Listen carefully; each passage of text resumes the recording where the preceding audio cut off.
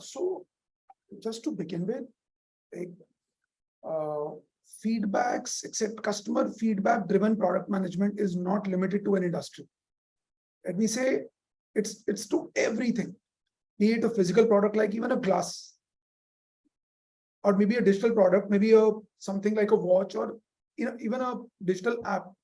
Everything is about understanding whether it is solving the right problem or the right need of the customer, and also are the customers perceiving your product the way you have envisioned. Because you may think of that this is the right way of solving the product or solving this particular problem at hand, but are the customers perceiving it the same way?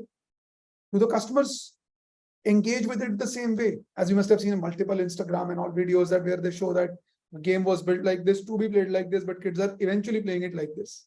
And that's how the real world actually is. And just to tell you there that every decision that, or everything that you're trying to do in a product, in anything of your life, is actually either you're trying to solve a customer problem or you're trying to solve a business problem, right? And understanding the importance of every problem, and also clearly knowing that how customers perceive your solution and also the importance of that problem. You may think it's a big problem to solve, but eventually your customers don't feel that way.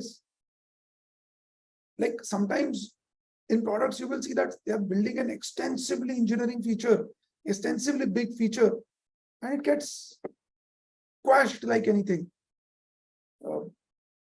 One example could be Apple Maps, right? It's an extensive engineering product, but eventually it was not accepted by the people, right?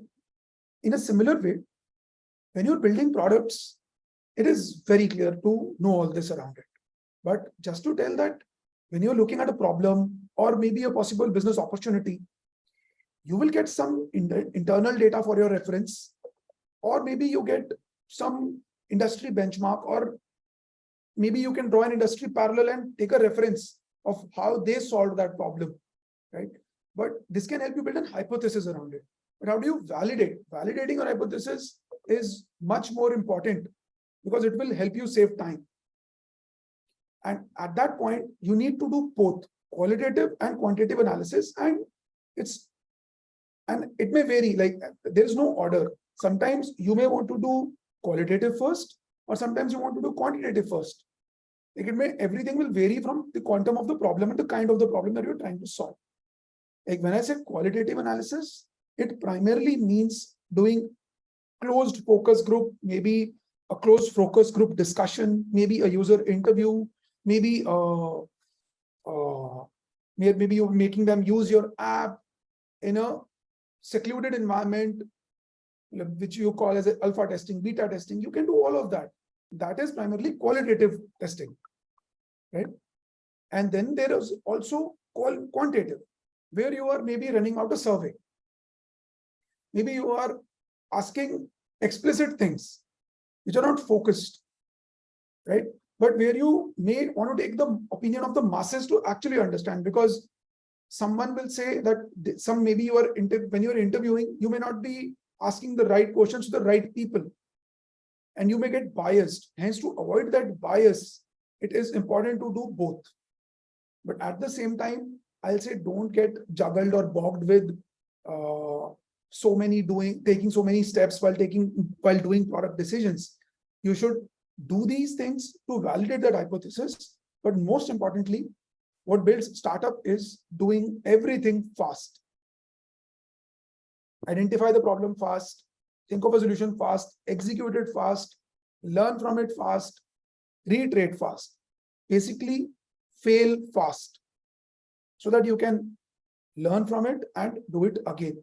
I'll talk about a very recent problem. Like we launched our second revenue stream, which is a subscription of our platform, where we are doing payments, and to begin with, we are primarily doing recurring payments, wherein people have to opt for a subscription, just like an Hotstar thing. People will opt for it, and after every certain frequency, like we are selling 3 months, 6 months, 12 months plan, and after that frequency, there will be a auto charge on their linked payment method.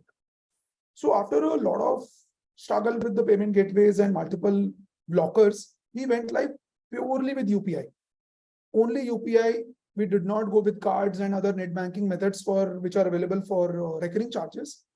And to our surprise, like there were a lot of people who were not making the payment. And to understand a preview of the problem, we floated a survey to our very old loyal customers. And to our surprise, imagine that only 4% people actually said that we need we need cards or we need another payment option. Like 95% people did not even talk about that. So that was like we were holding back the product for a launch, but we launched with UPI thinking that no worries, let's see.